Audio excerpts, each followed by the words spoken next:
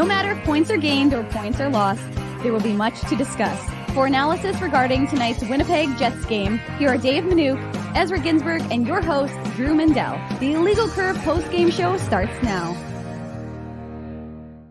Good evening, Winnipeg. Good evening, Manitoba. For all those joining us live this evening on our YouTube channel and all of our social media platforms, we say good evening, universe, and welcome to the Illegal Curve post-game show. Along with Dave Manouk, I'm your host, Drew Mandel, here to talk about the Winnipeg Jets finally getting off the schneid, a much needed victory for a team that had been struggling so badly as of recent times, and they get it tonight in regulation 4-3 over the Los Angeles Kings. David, good to see you again. I saw you about 40 minutes ago as we were venturing our way home from the downtown arena. We left after the second period, which is what we do. We stay for the first 40 minutes and then we depart to get home for the post-game show. And that second period, it was sort of, the Jets had played a decent hockey game up to that point in time, but hadn't really received the goaltending and hadn't necessarily received the, maybe had some inopportune breakdowns from in areas of the ice. And so it was an important third period, as we talked about in the car. And the Winnipeg Jets, despite not necessarily playing their best period of the game, I would argue they played a better first 40 minutes than they did final 20 minutes. But nonetheless, they get the opportunistic goal. Cole Perfetti showing up tonight and having a tremendous game for the Winnipeg Jets. And as a result, the team comes home with a very important 4-3 victory. For sure. And let's start the show by giving a shout out to Winnipeg's own Ryan Galloway, who 22 years of officiating in the IHL, AHL, and NHL. We, of course, are a Manitoba-based show, so we celebrate Manitobans whenever we get an opportunity. So we're going to give a special shout out. It's the first time that I can recall.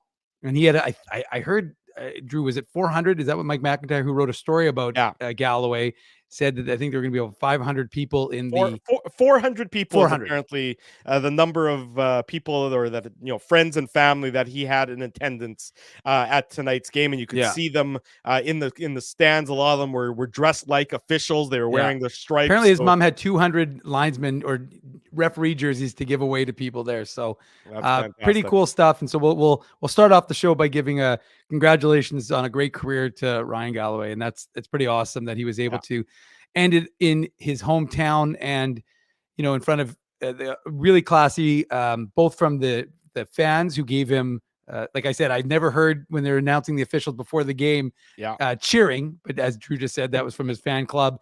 And then they did a nice tribute in the third period, which of course we were back at our respective homes for. But the other thing I wanted to give make a note of, because I don't know if you saw it at the end of the broadcast, but both teams stayed on to shake hands, every single player. Andrzej Kopitar gave him a really seemed like heartfelt, like I think it was like 30 seconds of like conversation. And obviously you get to know these guys, right? I mean, anybody who's played hockey before, those, you get to know refs and linesmen, that sort of thing. So it's not a shock, but I'm just saying it was a nice gesture from the Kings captain. And then similarly, all the Jets stayed out. They all shook his hands after the Kings. And then even Rick Bonus stayed out and probably delayed his media availability in the Matt Frost Media Center, but I don't think anybody's too worried about that. And so he stayed out and the team stayed out, and Lowry gave him it looked like a jersey and a stick, and just a nice gestures from both teams to celebrate a career of a Manitoban. So we celebrate him on this show, and the teams, of course, celebrated him on the ice. Yeah, and I like this. I like this sort of thing because too often the games, it used to be that you sort of knew who the refs were and you knew who the linesmen were. They had some personalities, and of course the NHL can't have any personalities, so they got rid of that a number of years ago. But you can see the mutual respect that the players who are on ice and see what the officials go through. And so for an event like today, and you see it, obviously, for Ryan, it happened here in Winnipeg, and you see it all throughout the league. league. That when guys know that an official or a linesman is going to be doing their final game, they always sort of go out of their way, and if they have a relationship, new guys less so than veteran guys, but they've been up and down the roads together, they've traveled the long hockey journey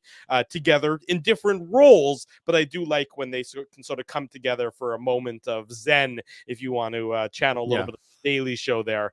So I like that. My cold dead heart isn't as cold and dead as many people would have you believe. But in terms of the on ice performance tonight for the Winnipeg Jets, it was the proverbial must win. This was a game where you needed it. You can't drop another game on home ice and extend this losing streak even further. You're playing an LA team at the end of a road trip. This is their third game in 4 nights. You need to find a way to get this win. And so often as of late, the Jets have found ways to not get the wins, to give up that goal for Trevor Moore, not Trevor Lewis. Trevor Lewis. Yeah, I made that mistake before. Trevor Moore scoring shorthanded instead of Perfetti scoring shorthanded, and we'll get just after the penalty expired, rather. Yeah, and we'll get into all that on the Betway game recap here. But a lot of this game, I thought, David, we commented on it. It wasn't a lot of flow to it early on. I thought a lot of both teams, not just the Jets, both teams were having trouble handling the puck. Both teams were sort of just batting the puck back and forth. There was a sequence, I think, early in the second period where it just seemed like it was a hot potato for both teams, and there was not a lot of crispness to the game. I thought it got better as it went along, but probably somewhat attributable to the weird start time, the 8:00 local time start time that tonight's game was. I think that impacted a lot of the flow of the game, at least in the first, let's say, 30 or so minutes of it.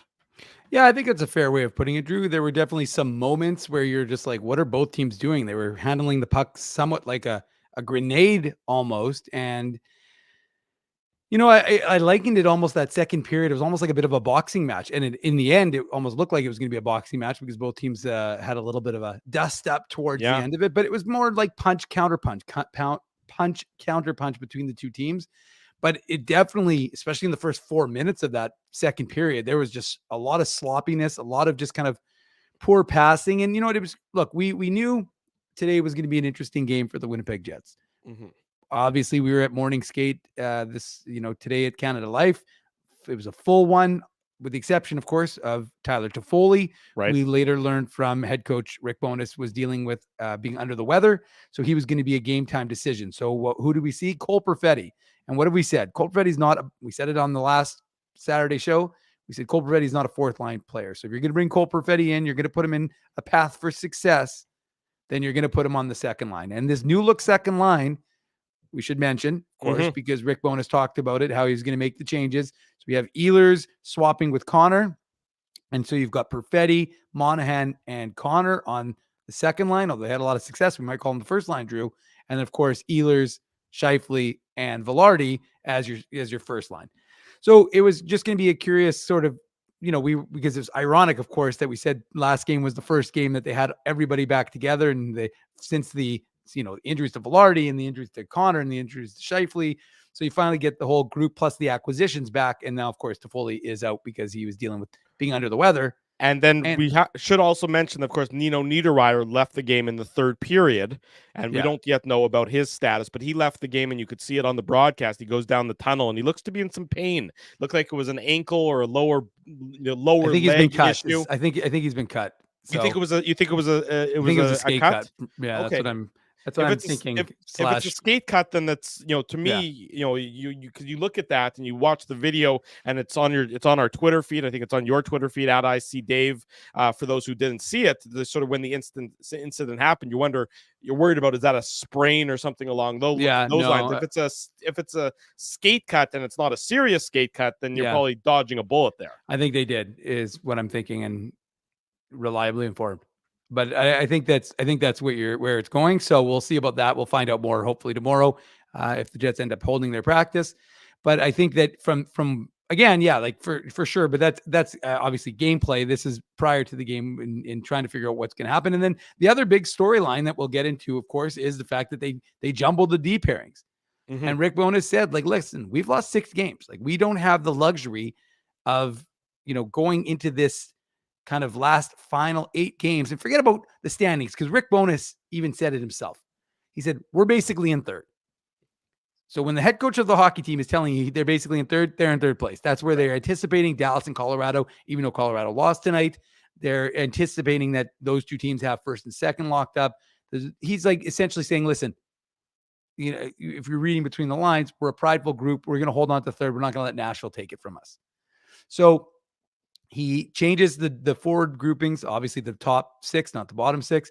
And then he switches all the D pairs. So you've got Pionk with Morrissey, you've got DeMello with Sandberg, and you've got, did I say something wrong? No. I'm just shaking my head at some of the D pairings. Go on. Oh, sure. Yeah. And then you've got, I'm like, I don't think I got that wrong. And then you got Dylan with Schmidt. I'm just making sure, like, it's just, like I said, it was, we were sitting there in morning skate and I'm like, whoa, that's like, everybody's just kind of questioning whether we're actually, what we're seeing is what we're seeing. Cause it's not like one swap. Obviously one swap would impact 2 pairings, but they actually did the full change around. And then obviously got Dylan Sandberg back into the lineup. So, Drew, the key for me was, win or lose, how are the Jets going to play this game? And honestly, the Jets probably played a really good game overall. I would say that shockingly, it was actually some struggles from their goaltending, something we haven't seen a lot of. Yeah. And Laurent Brossoit was a little shaky a little bit. He was fighting the puck. He was fighting the puck a bit. Yeah. There were a couple of instances where he fell over and and he didn't appear to know where it was going. And so, but and obviously there were some breakdowns and those ended up in the back of their net. So, it wasn't a perfect game, I think, as Kevin Sawyer said on the broadcast, but you like the way the Jets came out. You like the way they came out in the first period, the way they kind of continued it. Like, I didn't think either team was great to start the second. Yeah. But overall, this was it was a good rebound game. Yeah, overall, the Jets, I thought, were the better of the 2 teams. They, if you had to pick one team that, deserved the win, I thought the Jets deserved the win. And for them, they needed to get the win, and they needed to get it by battling back. Think about it. So they're up 1-0 in the game, then they're down 2-1, then they're down 3-2. They battled back multiple times in the course of the game before they were able to win it late with the goal just after the penalty had expired. The only penalty, I might add, in tonight's game. You could see it, the standard was pretty clear that crazy nothing's getting called, because there were a lot of calls that typically get made even before the third period. There were sticks in hands and things of that nature, and an interference penalty here or there that typically gets called that the refs just let go. But that was the standard, and it was a fair standard for both teams. And they followed it, Drew. Yeah. Because how many times, we're sitting there in the first 2 periods and you'd be like, well, that would be a penalty. And I'm like, oh, that's a penalty. Like, there were a number of things that, generally speaking, there was like the Cole Perfetti stick smash. I was actually surprised that didn't get called a penalty in the third period. But there were a number, and it went both ways. There was I think there was an interference penalty that the Jets should have been called for. That was uncalled. Yeah. But I just remember, I think I tweeted in the second period, but I was just like, well, this is clearly the standard they've established for this hockey game, because it's not going to deviate, because, and good for them. I will say, like, I like when the refs establish that, and it's going to take something significant for them to pull out the whistle, and that's fine. And so, as you said, you thought the teams were kind of taking advantage of that, and we thought maybe they were going to try and test it. Yeah. But in the end, only Victor Arvidsson gets the 1 penalty. Yeah, that's right. As it happened, and a deserving call. I mean, it's not like that was a weaker call. That one you almost had to blatantly, they couldn't, if they didn't call that one, then it was going to be chainsaw hocky, where you can just take off guys' heads left and right. The bone. There you go. About the D pairings, I understand why you make the switch to see, because like Rick Bowness said, you've lost 6 in a row. More Neil Pionk is not the answer. So I don't expect these D pairings to last. Morrissey and Pionk and DeMello they can be just left untouched. They're fine. They play better with each other than they do with almost anybody else. Again, I would like to see more Colin Miller. Dylan Sandberg, he's in the lineup. I mean, keep him there. He's a solid player. You don't need to reinvent that wheel. But Morrissey and Pionk, to me, didn't do anything for me that would make me want to see more. It's not like Morrissey elevated Pionk. In fact, I thought it was sort of the other way around, where Pionk maybe dragged down Morrissey a little bit more. Morrissey can be himself because he knows where DeMello's going to be, and he knows that DeMello's got his back and is sort of the ideal partner for him. I don't feel that he's necessarily got that same comfort level with Neil Pionk back there. So I wouldn't expect the D pairings to remain as it was tonight moving forward, or certainly not for that long on Thursday when they play the Flames. Yeah, I mean, it'll be interesting to see how they reconfigure things, Drew, and if they keep this sort of shuffle going. But yeah, I mean, I was definitely a little surprised, as were a lot of folks, when we tweeted out the D pairings this morning after morning or during morning of skate.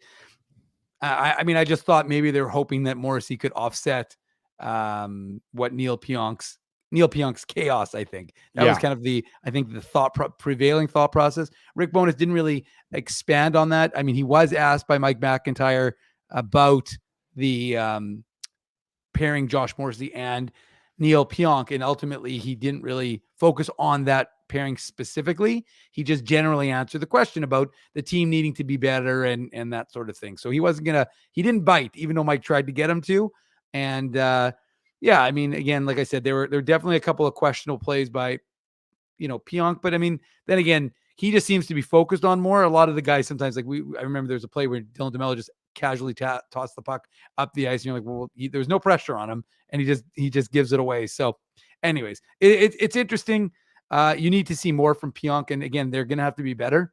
Yeah, this is an LA team that I mean, it's just interesting, right? Because they were for a while they were falling out of it. Then they kind of solidified their spot as the third seed in the Pacific, and now Vegas, because they're on a heater, has supplanted them, and now you've got Vegas as that third seed, and you've got what's it called? And you've got LA now as the second wild card. Yeah, so, and then that's likely where they're probably going to finish. It would be my expectation. Is that, I mean, and let's be honest. I mean, I don't think LA is that great of a hockey team. I mean, I didn't see a lot. They get 3 goals tonight, but I wasn't overwhelmingly impressed with them in terms of, now granted, the end of the road trip, 3 and 4 nights, all that jazz. So you know, you can factor that 3 in. losses, by the way, for them. Yeah, I just didn't see a ton there, especially on the offensive side of things. They got a good structure. They're very adept at getting sticks into the lanes, and they were pretty good on the back check and sort of using their defensive awareness well. But I just didn't see sort of any of the high level upside from the LA Kings. So I wouldn't expect them to be, they're likely to play Dallas in the first round, and I don't know that Dallas should have much difficulty with them. The goaltending, again, Cam Talbot was also, I would say, decidedly average tonight from the LA perspective. He made a couple of nice saves. Yeah, he made a couple of nice saves, but I mean, you sort of know what Cam Talbot is at this point in time. Right. As a goaltender, he can make some nice saves, but at the same time, there's going to be some that you maybe don't love. But that's LA. I mean, I don't think LA is anyone's definition of a Stanley Cup threat at this point of the season. Yeah, I would agree with you for sure, Drew. And I think, like I said, I just actually would love to see LA play the Oilers again in the playoffs, because I just love those matchups. But credit to Jets fans, they have long memories, and Pierre-Luc Dubois was the subject of the Boo Birds all night long. So as you would expect. No, I'm not surprised. I mean, and it was, I mean, that's always entertaining. And it wasn't a full house. It was it was only 13-3, I think is what you said. But, so 13-3-3-4. So the sellout streak ends at 4 straight. But, for how many fans were there, and maybe it was the Galloway crew contingent, and credit the bugling from the RCAF bugler, because she did a heck of a job. And I would imagine they showed it on the television, but if it doesn't translate, check out the Illegal Curve Instagram, because she did a really good job. And I have to say, the crowd seemed really into it. It resonated with the crowd. What resonated with the crowd more was the play of Cole Perfetti. They were giving him a lot of love after his first goal, knowing the struggles he's had, knowing that the CRTC less so. The CRTC is sending a sternly worded letter to Cole Perfetti for using a little bit of some cursing during that first intermission interview. Yeah, there's no question about that. But the fans were giving him a lot of love for scoring that goal. And again, he played a really good game, and that's what you needed from Cole Perfetti. And like we said before, right? We said if you're going to give Cole Perfetti that chance, you play him in that role. So, real good game from Cole Perfetti. Good game from Kyle Connor. We saw him defensively. We were like, "Whoa, who's that playing defense?" That's Kyle Connor. But again, the play of that line, and Sean Monahan that goal he scored. We'll get into it on the Betway game recap in a few minutes. But I thought that second line, as it was configured, looked real good. And let me tell you, it's setting up a big question. What if Tyler Toffoli's healthy? Now, it may be avoided because we don't know the status of Nino Niederreiter. So we don't know what his status is going to look like. Again, whenever we find that out, depending on what the strategy is, if the Jets end up practicing tomorrow, we'll let you know. And it'll be, of course, on illegalcurve.com and on our YouTube channel. The other thing I want to mention, there's lots of you in the chat. Once we start the Betway game recap, may not have that same chance. If you want to order IC gear, last chance. Get it in. We're doing a last chance because we're supposed to be open till. I don't want Rob Mahoney to call me a liar, Drew. I saw he already called you a liar. I think I saw it. Did he? Yeah. Oh, I don't know. But anything about something specific or just in general? Just saying that the store. He can't believe the store is still open. I think. Well, no, because Rob, the store was supposed to close, but because our guy didn't have it open on Sunday, aka March 31st, I felt like I denied you. Calendar reading is hard. Yes, not by me. I didn't set that. But the point is, it's a last chance. So it'll be open till about 4 a.m. So if you want some IC merch, we appreciate it. And you can order it, and you can order a hat, hoodie, whatever you want. There you go. So get on that. And we get started here with the Betway game recap on the Illegal Curve post-game show. The Betway game recap.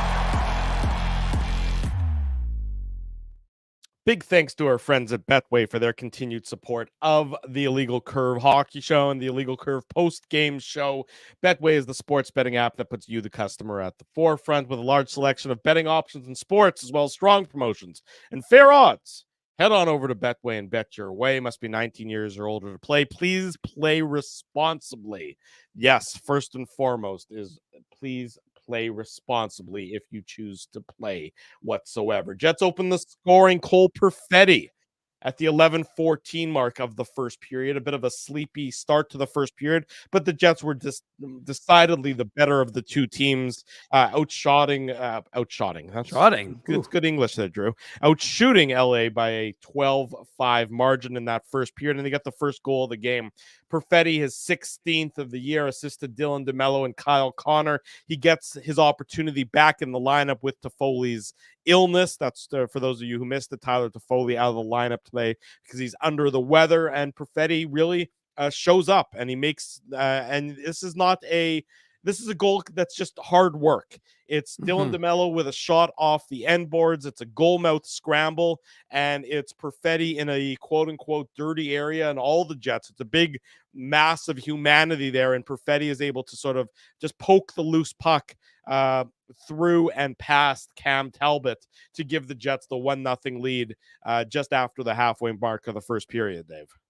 And Drew, what is what characterizes this goal? Movement. Hard work? Well, hard work and movement. Yeah. The Jets were quick, right? There was a lot of interchange. You've got Dylan Sandberg and Kyle Connor. All these guys touching the puck. You got Sean Monahan causing chaos in front of the net. And then you have everybody. And one of the things we learned about Cole Perfetti early in his AHL career, so we're going back a few years now, was that he was finding success, but he was finding success from the periphery. And then eventually, as the kid who was 19 and learning how to play against men adjusted, he went to the dirtier areas and he started to get that figured out. And similarly in the NHL, you're not going to score all your goals from the periphery. You got to get into those dirty areas. And that's what you see him do. So for me, that's a significant area for Cole Perfetti to be in. And Sean Monahan's the one who's taking most of the abuse, right? But and of course, and again, it's just about finding time and space and getting that opportunity, right? Cam Talbot, a little slow to pick it up. There was I think the Kings were considering a review because what's his name comes, Dylan DeMello goes crashing into the blue paint a little bit. So I guess they were considering whether there was some interference on Talbot and preventing him from, getting a hold of the puck. But ultimately, at the end of the day, it's a real big goal for Cole Perfetti because again, it's a hardworking goal from that group, from that line, and it gets the crowd into it. Yeah, exactly right. And so good goal for the Jets. They're up 1-0, but as this team has unfortunately done as of late, they score one, then they give one up pretty quickly thereafter. It's a minute and 16 seconds. So not even a lot, maybe a shift or two shifts later. And this goal can't go in from my perspective. It's Victor Arvidsson, his second of the year. And you're like, Victor Arvidsson, only 2 goals? Well, he's only played 10 games this year so far. Yeah, you got a good, important qualifier there, Drew. Exactly. Arvidsson, his second of the year, assist to Trevor Moore and Drew Doughty. And it's a good shot. I'm not going to take anything away from Arvidsson and the quality of the shot, but from where he releases it, he releases it from not a dangerous area. It's from probably parallel to the face-off dot, but much closer to the boards along the hash marks there. Laurent Brossoit has to find a way to make the save. It's a well-placed shot. Again, not taking anything away from Arvidsson here, but Brossoit's got to find a way to make that save because the Jets have done everything what they need to do in keeping him to the outside, yet he's still able to elude, the puck is able to elude Brossoit, and it's a 1-1 game. Yeah, and look, I can understand, like, some folks are like, well, it was a bar down shot, but like, I don't know, like it's not like and we reviewed it, right, Drew, when we were sitting there, we're like, oh, is it possible it went off of someone's, deflected and off the defenseman or something, but it doesn't. So as soon as you realize it doesn't, you're like, well, wait a second. If it doesn't, then how does it beat him from that distance? And yeah, it's a good shot, but Laurent Brossoit needs to have that because your team's just gotten the momentum. And the other thing also, Drew, is the Jets had the momentum, right? The Jets had, I don't remember the exact shot total at that point, but I believe it was like 5-1 for the Jets before that might have been the second or third goal. And yeah, it's a nice stretch pass from the Kings, but to me, it's not a dangerous. There's no danger on this play. There's nothing about this play. Well, screams and we're not sure. And I'm not a goaltender, and I'm not going to pretend to be one. And I think Drew played some street hockey goaltending, but like, I don't think that's. I'm not suggesting it's an easy save in the sense that that shot's pretty freaking hard, but like at the end of the day, he saw it from distance, and you'd think that Laurent Brossoit would have had that. And the way Laurent Brossoit has played this season, you would have thought he would have had that. But again, it beats him, and you're wondering what kind of impact is that going to have on the Jets, given the fact that they were, starting to build a lot of momentum. And like I said, they had the shot edge, and ultimately now it's a 1-1 game. So you're curious to see how they would respond to a little bit of adversity. Yeah, how are they going to respond? Exactly right. So 1-1 after 20 minutes, the Jets probably are thinking to themselves, they deserve a better fate after the 20 minutes have come and gone, but so be it. And then LA opens the scoring in the second period. It's at the 5:48 mark. In the second period, the start of the second period was a real ugly period for both teams. It was just no flow, as I referenced at the start of the broadcast. Both teams really couldn't complete a pass. It was just hacking the puck sort of back and forth. I sort of, attributed it, looked like it was a table hockey game where you're just sort of trying to spin the dials and see where the puck can go. And in this case, it does go onto the stick of Kevin Fiala, assist to Vladislav Gavrikov. A lot of traffic in front of Laurent Brossoit here, but just bad D-zone coverage by the Winnipeg Jets. Fiala, his 25th of the year, and LA has a 2-1 lead at the 5:48 mark, Dave. Yeah, and the Jets are standing around, and they're watching, and you're wondering why they it's funny because they went from playing fast and confidently, and this was just, and like you just alluded to, Drew, it was, that goal came at the 5:48 mark, but there was a lot of slow. It was just not a good period, unfortunately, for either team. And so you're wondering, what is going on here? Why are these guys where's the same team? And I know the second periods haven't been great for Winnipeg, but LA didn't look fantastic either, right? I just think they were able to take advantage of the Jets being particularly slow in this instance. And yeah, look, I'm going to give Kevin Fiala a lot of credit. I thought it was an excellent shot. Yeah. But, Neil Pionk behind the net, there's got to be a better presence of mind. You've got to understand that the forward isn't covering the wall. It's just a blind rim to nobody. It's a blind rim to the Kings defenseman.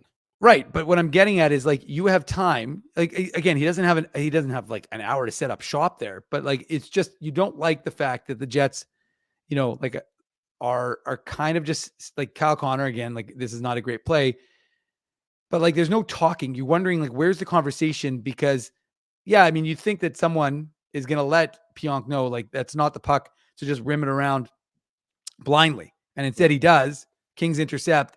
And even at this play, like the Jets are standing. And so you're kind of wondering, and again, this is similar to when they gave up the first goal. You wonder how they're going to respond. And you wonder what kind of, because again, this team has lost 6 games in a row. Now they still have belief in themselves. I mean, that's one of that was the message from Gabriel Velarde. I'll read it to the folks because I thought it was a good quote from him. It was a little more, he was asked about the mentality of the group and, especially with everything going on. And his response was, what was it? Sorry. His response was, we got to find ways to win hockey games. We're finding ways to lose games right now. And it's got to be the other way. Now, I mean, again, that's not particularly like, but it still is a little insightful, right? Because I think that their point is they've been playing real well in some of these games, but they're just making mental mistakes. Their attention to detail isn't significant. Kind of like Drew's attention to detail right now, because he's so fixated on having a conversation with the chat about his stupid North Carolina State shirt that he is focused on that instead of this show. I'm not. Chat. So stop distracting Drew. I'm definitely focused on the show as well, but you're the one who's always tweeting and everything else. I can multitask at the same time. I was just commenting because I'm wearing. Somebody was asking why I'm wearing an NC State T-shirt. See, look at this. I just gave you an opportunity to go for it. Well, so the reason I'm wearing an NC State T-shirt is my wife is a graduate of NC State. Laura went there for grad school. So this, not only is this an NC State T-shirt, but what you can't see because of where the angle on the camera is, hang on, let me stand up for a second here. Oh boy. Oh God, please. No. Wow, Drew's bona fides. It's NC State ice hockey at that. So there you go. It's still, it's combining all the worlds. The worlds are combining together. I have many Kentucky ice hockey T-shirts as well, but I had to go deep in the closet when I pulled this out to do the show. Laura's like, "Where in God's name has that T-shirt been?" Because she hasn't seen it probably in a decade or so since she graduated from NC State. Well, it's probably been more than a decade at this point in time, to be honest. But anyways, there you go. It is the that's why I'm wearing the NC State T-shirt tonight. So I apologize if that interrupted or confused you at all there, Dave. Nah, not really. I just wanted to call you out because I saw you were having a little too much fun in the chat. I wanted to draw your attention back to this show, Drew. I mean, I didn't want you to, usually it's Ezzy and I who are kind of monitoring the chat. You do too as well sometimes, but I kind of figured you'd be locked and loaded, but I saw you were having a little too much fun. So I wanted to rein that in. I want to bring you back down to reality. There you go. So that's the quick update on that. So 2-1 at this just point. By the way, so Granny Bonner fan, I just got this update too, but someone just to be clear should let the chat know that apparently Rick Bowness in his post-game media available on our YouTube channel said Nino had to get stitches to his leg. So that's not a surprise. That would be in keeping with what we heard was that he was cut. So there you go. Right. And that's probably a best case scenario if you're comparing, if the options are, lower leg sprain versus stitches, I think stitches are definitely the preference between the two if you have to choose one. For sure. So 2-1 at this point in time for the LA Kings, and the Jets are, they've played a decent game.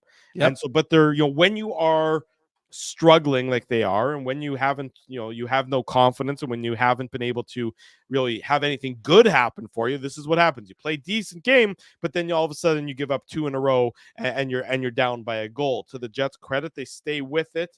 And then Sean Monahan at the 11:49 mark, so just 6 minutes and 1 second later, he ties it up, his 24th of the year. Morrissey and Kyle Connor with the assists. I mean, the cycle for the Jets was working well really throughout the entirety of this game. The Jets were really able to put the puck in low and then start cycling it. The Lowry line had a number of shifts of that nature.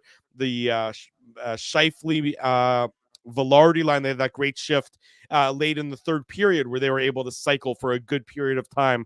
That's one thing about the Jets game.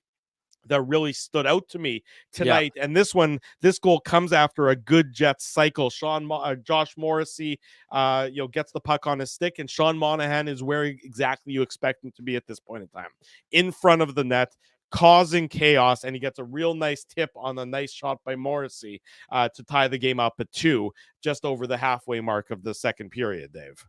Yeah, and look, it's significant because we were talking about the idea of how would the Jets respond. Right. You're now down. And so what are you going to do? And I think, Drew, and I was talking to someone and they're like laughing how some folks, a guy has a couple good games and he seems like a fit and suddenly you're like, hand him a deal, whatever he needs.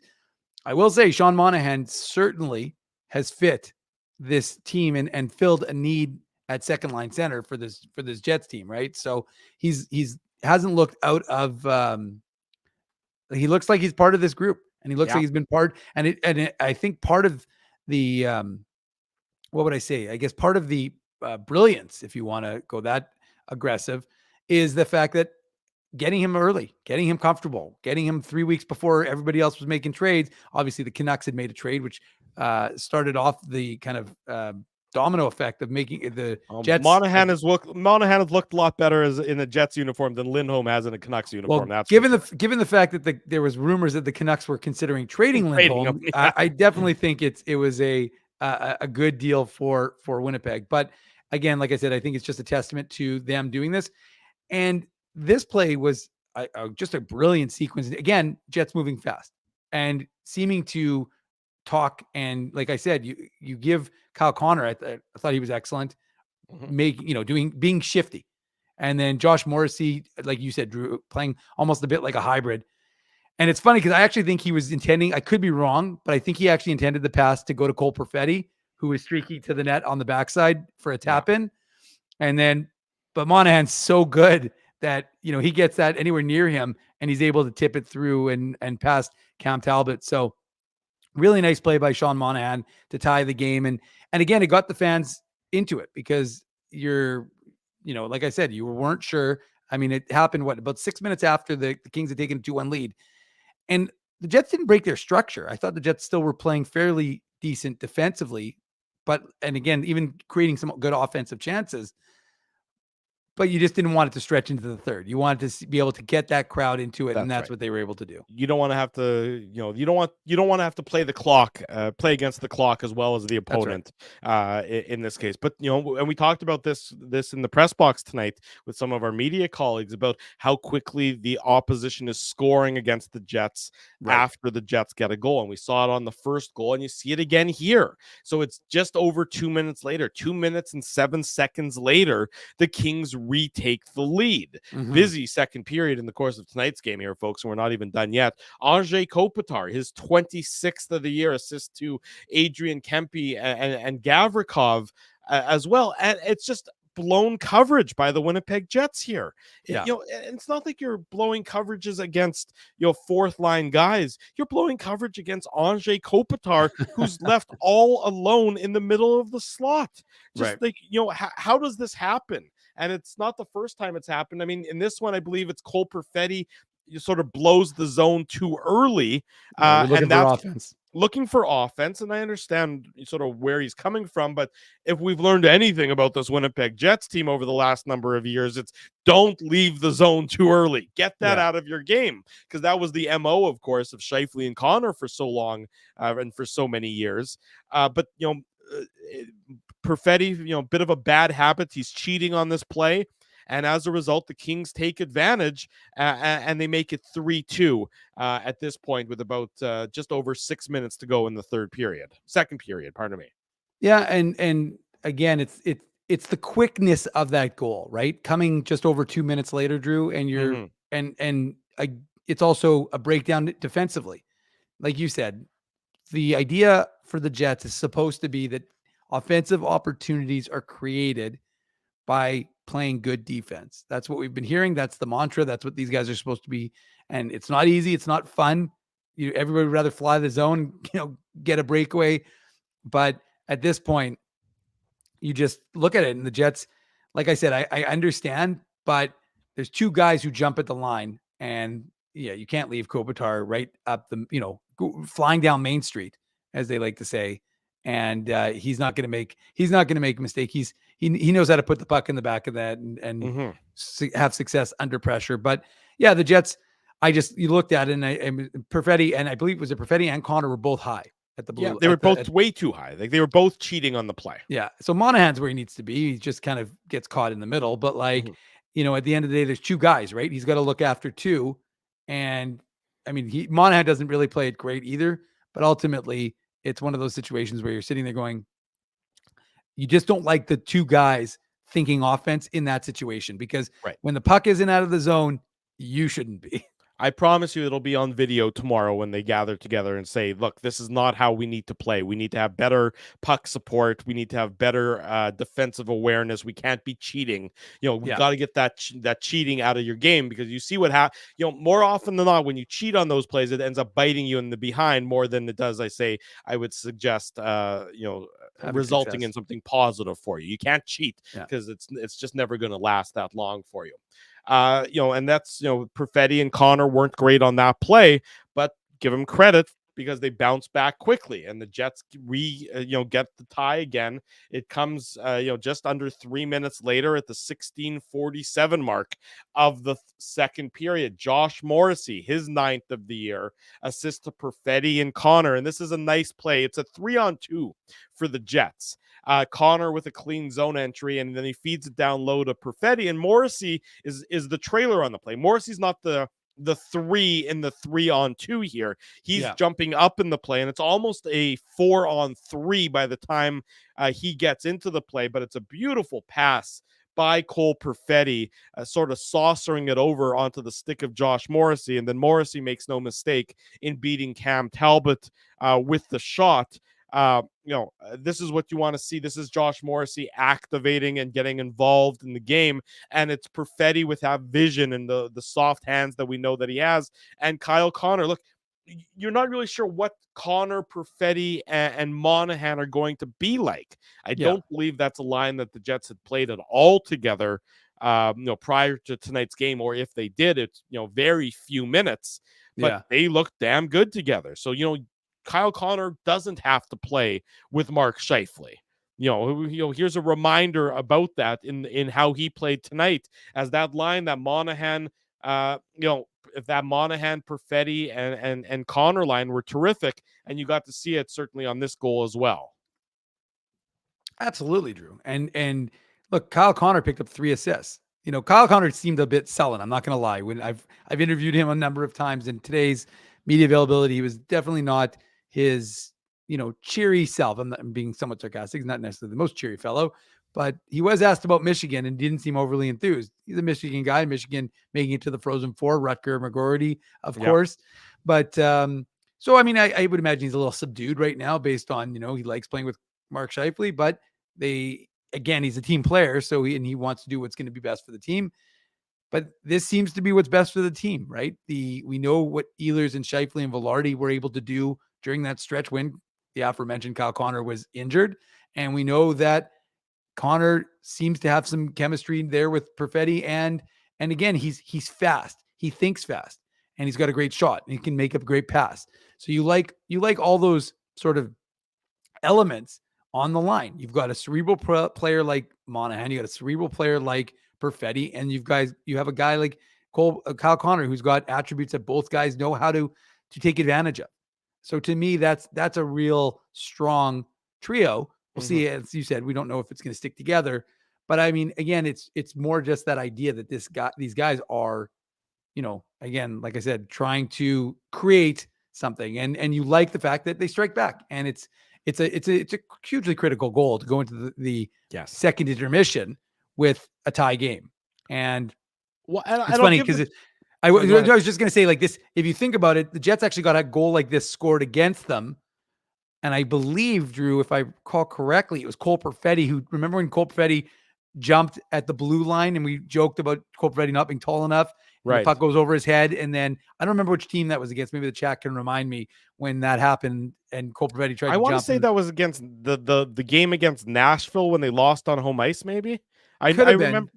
remember the incident where he jumped and then he wasn't able to knock it down. I can't remember the opponent, but if I had to pick one game, I'm going to say the home game against Nashville. But probably Perfetti didn't actually play in that game, is what I'll find out. Yeah, but the point I'm making is that this is very similar. And actually, I think it was Pionk, if I recall correctly, who actually flipped the puck up and over and out of the zone. And it's just a nice sequence by the Jets, and they were able to to tie the game with just a few minutes to go before the end of the second. And like I said, they made everybody happy in the building, including Noah Khan, who's performing tomorrow, and the crowd seemed to resonate when he was speaking in front of the masses today ahead of his concert tomorrow. Do you know his music?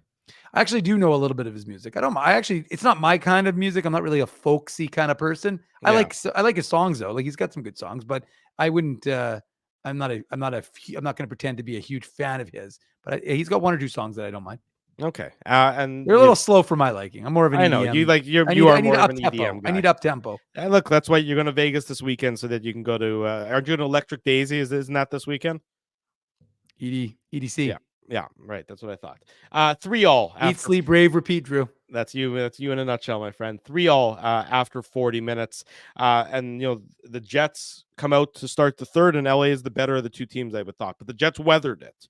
And with to their credit, and they didn't break. They the structure stayed, and I thought Laurent Brossoit probably got a little more comfortable as the game went on because he was fighting the puck earlier in tonight's contest. And then the only penalty of the game gets called. Victor Arvidsson gets called for holding the stick at 11:03, and the Jets just so very narrowly dodge a bullet. Because can you imagine if they had given up that shorthanded goal to Trevor Moore? That would have been an absolute just killer for this Winnipeg Jets team. Instead, Moore isn't able to get the puck past Laurent Brossoit. The Jets transition up the ice, and just as the penalty ends, it's good strong zone entry from Neil Pionk, and then he feeds Cole Perfetti in a good scoring opportunity, and Perfetti with a really well-placed shot. Really well, not probably the hardest shot ever, but really puts it in a very good spot, and Cam Talbot can't make the save, and the Jets get a 4-3 lead. Perfetti, his third point of the game, and it's also our Seagram shot of the game.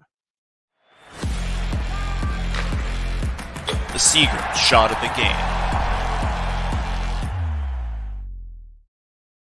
Big thanks to our friends at Seagrams for their continued support of the Illegal Curve post-game show. Whatever your drink of choice may be, we recommend all of the fine Seagrams products, perhaps even Seagrams 83, Manitoba's favorite Canadian whiskey.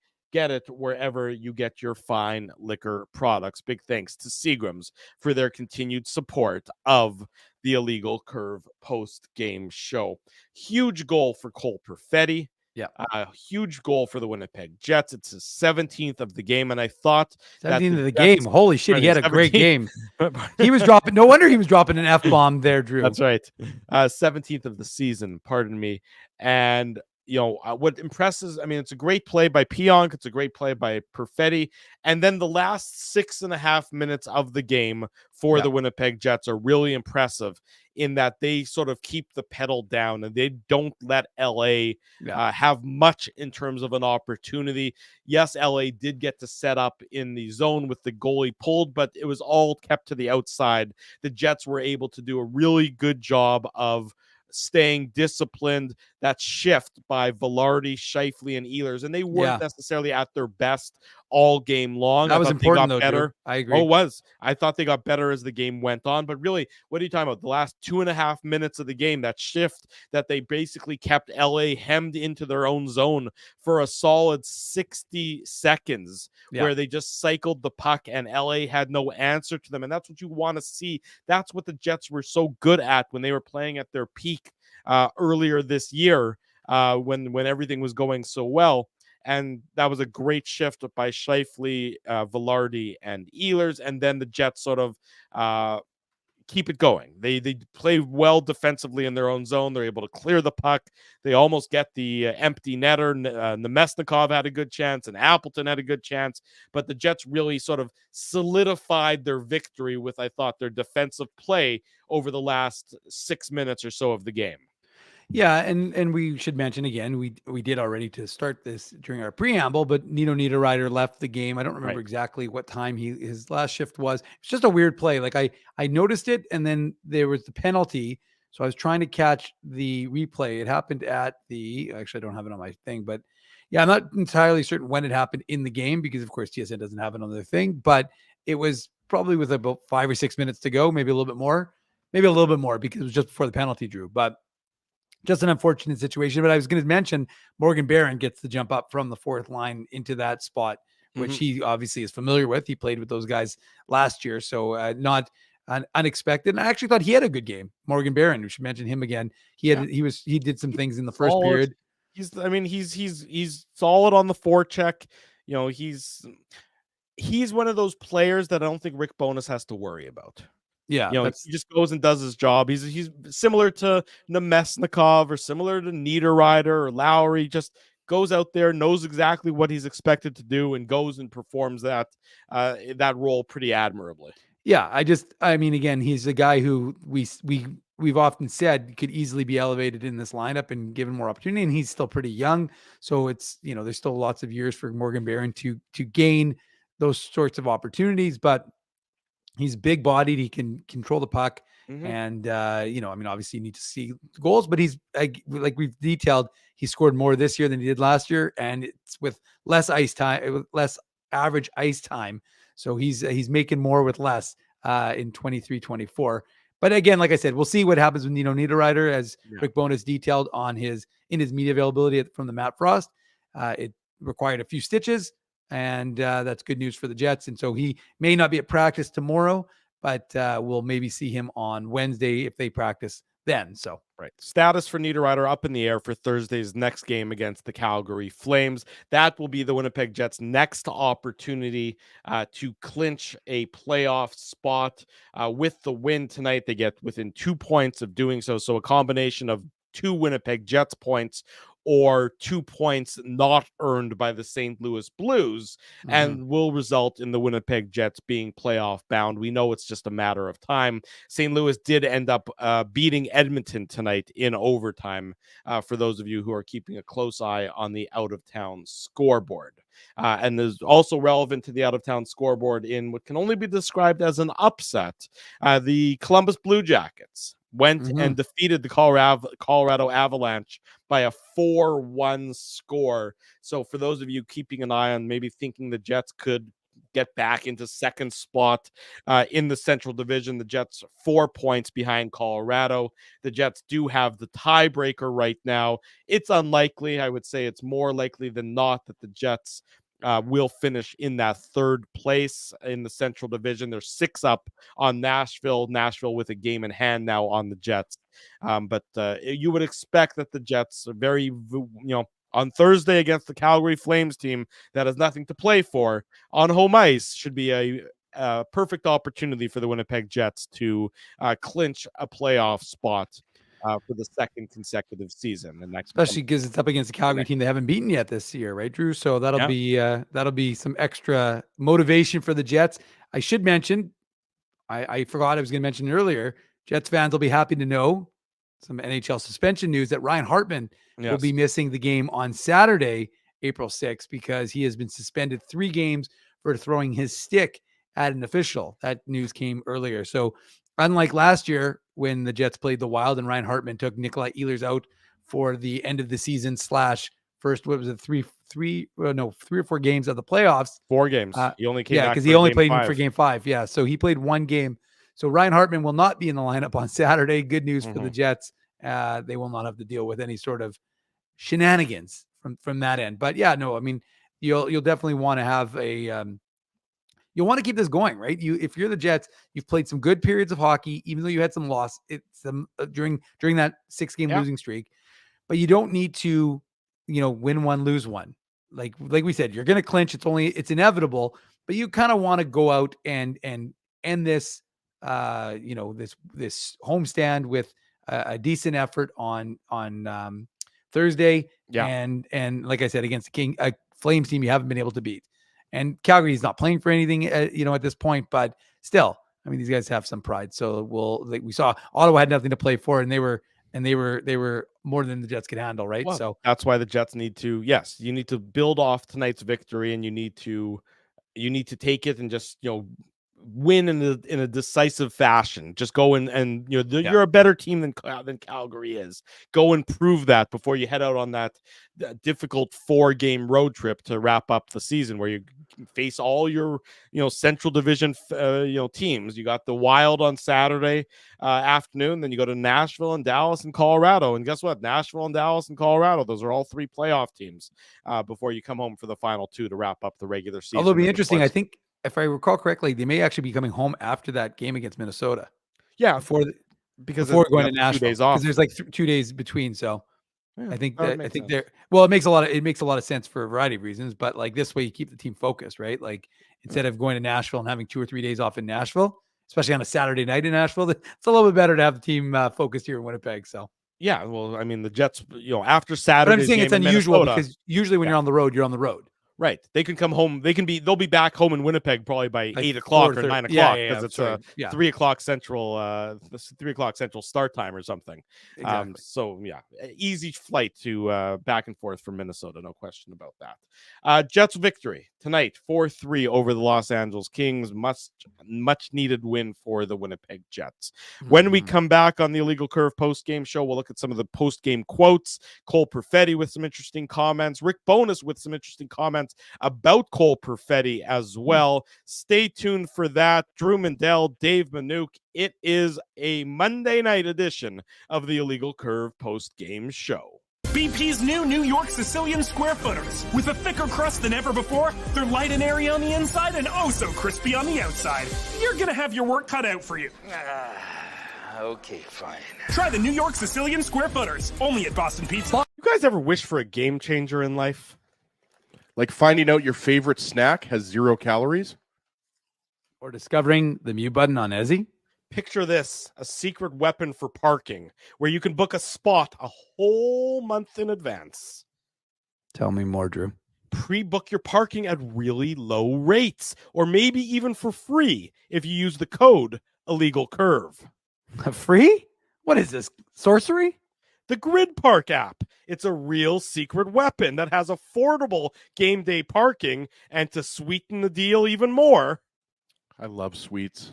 Our listeners can use the code Illegal Curve to park for free.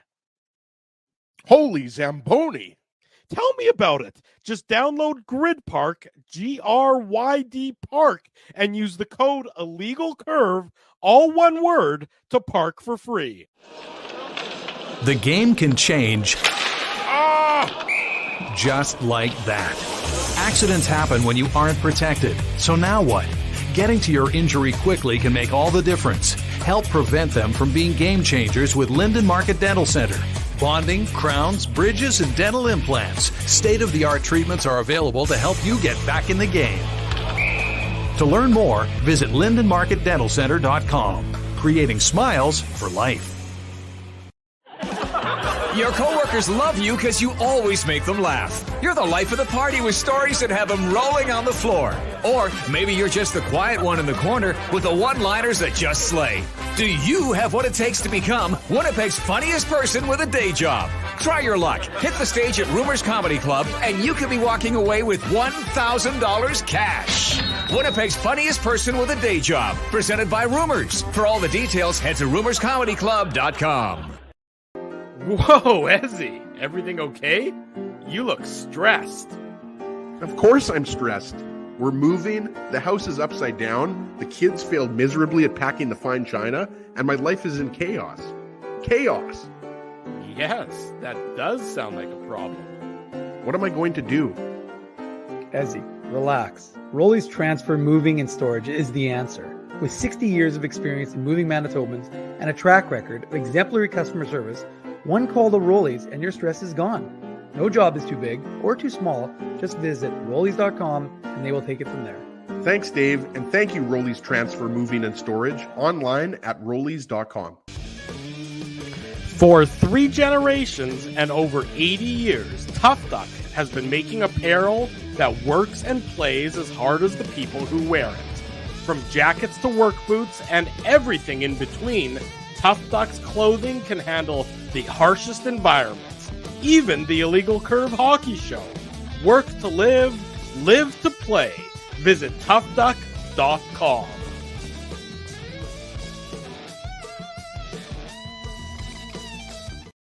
Approaching midnight Central Time, as Monday night will quickly become Tuesday night. This is the Illegal Curve post-game show. Drew Mandel, Dave Manouk with you. Jets win 4-3 tonight over the LA Kings. We want to remind everybody, coming up May 28th, 2024, the Rady JCC 50th annual sports dinner. A great night on the sporting calendar. Grant Fuhr, Doug Gilmore, and Wendell Clark are your guest speakers, and you know it's going to be fantastic to hear from those 3 hockey legends and the memorabilia that is going to be available for you to bid on and get your hands on. Illegal Curve, one of the proud media sponsors. So if you plan to attend or you want to attend the Rady JCC Sports Dinner, go to radyjcc.com for more information and to get your tickets. And if you want to sit at the Illegal Curve table when you buy your ticket, be sure to tell them that.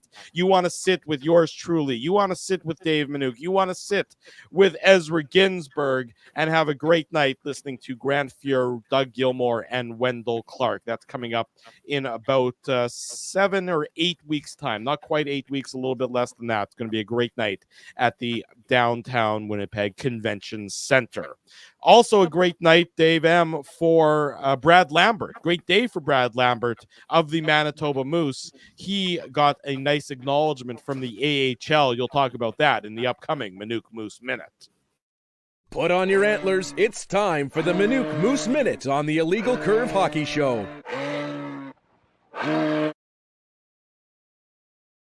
Indeed, Drew. It was indeed a good day for Brad Lambert, the 2022 first rounder, 30th overall by the Winnipeg Jets. He was recognized as the Rookie of the Month for March. And why was he done? Because he had 18 points in March in 13 games, 4 goals, 14 assists.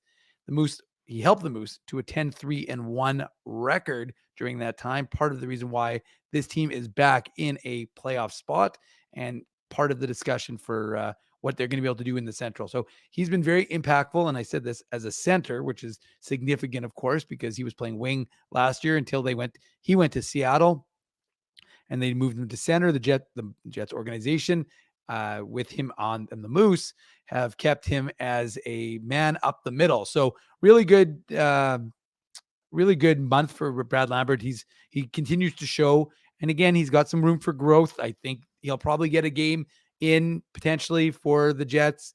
He won't be the guy who goes in for Nino Niederreiter to quash that one if Nino Niederreiter even misses a game, because again, you're developing as a center. You don't want to put him in as a winger. Just seems counterproductive. But although, as Nate Schmidt said, he was a left D man until they said our left D is full. Do you want to be a right D man? Well, I guess I'll learn how to play right D pretty quick. I'd rather be in the NHL than not in the NHL. So I'll find whatever role I can carve out for myself. Yeah. So 7JP, 7B, it said 18 points. Wow. Did Connor do that when he was down there? The problem is, I don't know which Connor he's talking about. I assume Kyle. Kyle Connor. Yeah. Well, Kyle Connor didn't do that, but Kyle Connor did. Kyle Connor started off his AHL career once he'd been, remember, he was with the Jets for that stretch of time. He wasn't having a ton of success. They sent him down. He didn't get it figured out right away, but then he went on a tear when he absolutely, he didn't do something like, I don't remember exactly what happened, but he scored I want to say 20 or 21 goals in 22 or 23 games. So he didn't have exactly that same sort of run as Lambert, but he went on a goal scoring tear that was ridiculous for the Moose and himself. And if folks will remember, he started the next year, played, I think, 4 games, had 3 or 4 games to start the season with Manitoba because he was waiver exempt, had 5 points, and then they recalled him, and he's never looked back. Right. So again, I don't think it's a bad thing that guys get a little taste in the AHL, but yeah, Brad Lambert's really thrived this year up the middle. And, there's some growing pains, right? You've got a lot of young guys playing pivotal roles. You had Chaz Lucius, you had Danny Zhilkin. Both those two Jets prospects are done for the season, but that was, I think, part of the growing pains of this Moose team earlier on. And it's important for those guys to have gone through it. And now, of course, they're on the other end. Moose left for Abbotsford. They're in Abbotsford for the next 2 days to play the Canucks. So they're going to hope to continue to add points to their standings bank. And then they're back in town to take on the Chicago Wolves this weekend. Actually, speaking of Brad Lambert, Drew, it's his bobblehead game. So on Sunday, we've already given away, I think I gave away the tickets already to the Sunday's game, but we probably have some tickets to the Saturday game. So we'll have more tickets to give away, and then they'll close out the homestand and their final, I think it's their final 2 games at home against Iowa the following week. So lots of fun with the Moose. And hey, someone asked me, if some of the Jets prospects are done, might we see them? So a guy like Colby Barlow, might you see him? Sure, you may see him. But we've seen it with a lot of these guys. You get your junior career comes to, not career, but your junior season comes to an end. So someone like Jacob Julian, who's on London, probably not, because they're a really good team. But Connor Levis, who's with he's in Kelowna right now. Where's Connor Levis? Somewhere on the west. I know he's in BC, but I want to say I feel like he's in Kelowna, but I could be wrong because I think he got traded. He did get traded. Oh, he might be with He was with Vancouver now. Yeah, the Giants. Oh, he was in Vancouver, but who was he with? Kelowna before? He was with Kamloops before. Kamloops. Okay. Yeah. Well, it's all west, left coast. It's a K and BC. Yeah. It's good enough. Yeah. So anywho, the point is that that you could see some of those guys joining the Moose for the final push towards the playoffs.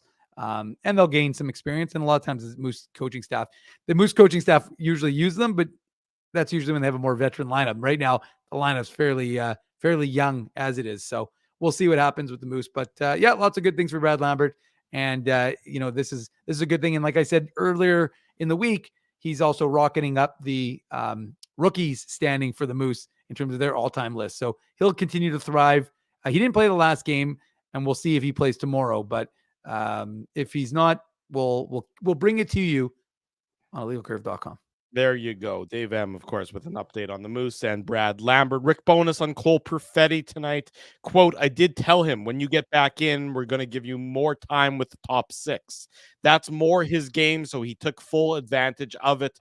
We put him in there, and he did a great job tonight. He certainly did. Cole Perfetti, one of the drivers for the Winnipeg Jets in tonight's success. Perfetti, asked by Murat Atesh of The Athletic, what did this game and this result do for his confidence? Quote, it was huge for my confidence. Really happy that I could contribute and help and get back into that. I missed that for a little bit. Just feels really good to get back and help this team win. And if Cole Perfetti is sort of through those doldrums that he was in, and the Jets can rely on him again, boy, that's getting sort of found money very late in the regular season, and another strong asset for the team can use come playoff time. So Cole Perfetti with the big night for the Winnipeg Jets, a big night for the Jets in general by virtue of their 4-3 victory over the Los Angeles Kings. Yeah. Sorry, go ahead, Dave. Sorry, no, I just want to say quickly, Drew, because Cole Perfetti, it's interesting. One of the comments, I was going to mention this before we went to break, because you were talking about Perfetti. Yeah. And it was interesting because he was at I think it was Mike McIntyre said, if Tyler Toffoli can go, is the assumption that Cole Perfetti is out. And actually what Rick Bonus said was not necessarily, basically saying that, we'll have to talk to a few guys. So I didn't get the impression that he was necessarily going to not be in the lineup, but again, the benefit for the Jets is you need him in the top 6. He's not a bottom 6 guy. Right. And the other thing that was interesting and worth noting, and I think I mentioned it, but I can't remember. It's been a while since we did the preamble. David Gustafson was on the ice for warm-up skates. So I don't know if there was some sort of concern about somebody. Well, we don't know. Right. Generally, they don't share that. But speaking of Cole Perfetti, I'll quickly use some trivia, and then I know you're going to do the tough duck hardest hitting comment. Yes. I'm going to be quick here, Drew. Okay, be quick. Cole Perfetti. Yeah. Because we talked about Brad Lambert. Cole Perfetti, I'm giving you one. Brad Lambert became the 5th Manitoba Moose to be named AHL Rookie of the Month.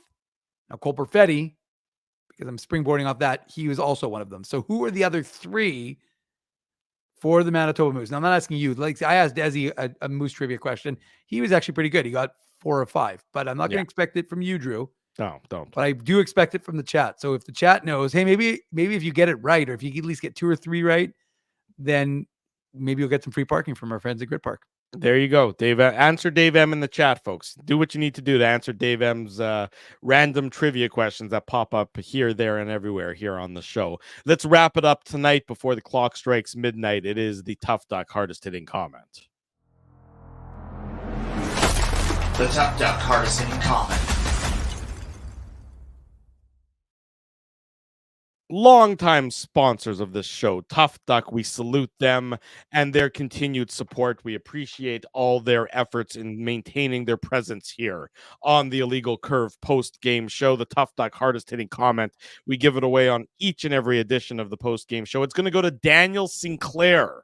91, that's Cole Perfetti, struggled playing with 7 and 9, Nemesnikov and Iafallo for a good chunk of the season, of the beginning of the season. Put him with more skilled players, and this happens. It certainly was a Cole Perfetti-centric night. He got an opportunity to get bumped up with those skilled players in Connor and Monahan and took full advantage of it. Credit to Perfetti.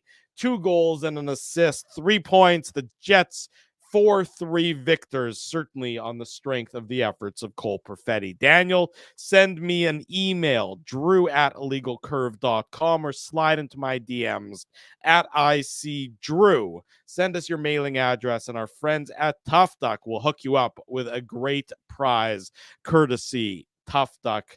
They are the proud supporter of the hardest hitting comment on each and every one of these post-game shows. Speaking of post-game shows, the next one will be Thursday night following the Winnipeg Jets and the Calgary Flames. The Jets look to wrap up the homestand by stringing a couple of victories together after tonight's 4-3 win over the LA Kings, and thus they would also be able to solidify their spot and claim a spot for the playoffs, which will begin on April the 20th. As a reminder, whenever the first game of the playoffs, the first road game of the playoffs, if that's going to be Saturday the 20th or Sunday the 21st, and time will tell, we're going to be at Boston Pizza on Taylor Avenue.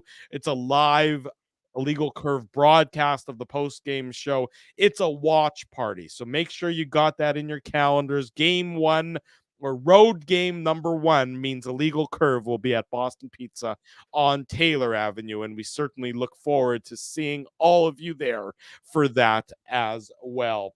Big thanks to all of you for joining us in the chat tonight and watching. Those of you who aren't chatters, we love you just the same. If you haven't already done so, smash the like button, subscribe to the YouTube channel, subscribe to the podcast, leave us feedback here, there, and everywhere. We want to know what you think of the Illegal Curve post-game show and, of course, the Illegal Curve hockey show. If you haven't already done so, post-game availability is on our YouTube channel. It's also on the website, illegalcurve.com. That's your number one resource for all your latest Winnipeg Jets and Manitoba Moose news, audio, video, everything under the sun. Illegalcurve.com and the Illegal Curve YouTube channel. Jets win 4-3 tonight over the LA Kings. I'm not sure what that was all about. Yeah, I see logo, Drew. Oh, okay. I was like, Dave. You're not going to read the answer, by the way, for the people on the podcast? Okay, there you go. The answer to Dave's trivia question. Brendan Kitchton, January 2014. You got to say it right. Drew, say it right. Brendan, stay out of my kitchen. Brendan Kitchton, January 2014. Corey Schneider, March of 2008. And Kevin Bieksa of March of 2005. Wow. Dave M pulling some great trivia out. That's courtesy of the Moose. I'm not going to pretend like that's my info. That's courtesy of the Moose. Okay, the courtesy of the Moose. They did that for you. We'll see everybody on Thursday night after the Jets and the Flames. That'll be about 9:30, 9:45 for the post-game show. Then want to say a big thank you to all of our sponsors. They make this show a possibility. That's our friends at Rolly's Transfer. They've been on board with so many years. Great support from our friends at Rolly's Transfer. Farmery Beer, Seagram's, Boston Pizza, Tough Duck, Betway, Zappia Group Realty, Grid Park. Use code Illegal Curve, and that's what you need to do to get to park for free with our friends at Grid Park. Rumors Restaurant and Comedy Club, and of course, Linden Market Dental Center. Support these fine businesses because of their continued support of Illegal Curve Hockey. For Dave Minuk, I'm your host, Drew Mandel. Until Thursday at 9:40 p.m. Central Time, we wish you good night and good luck, and thanks for watching the Illegal Curve post-game show.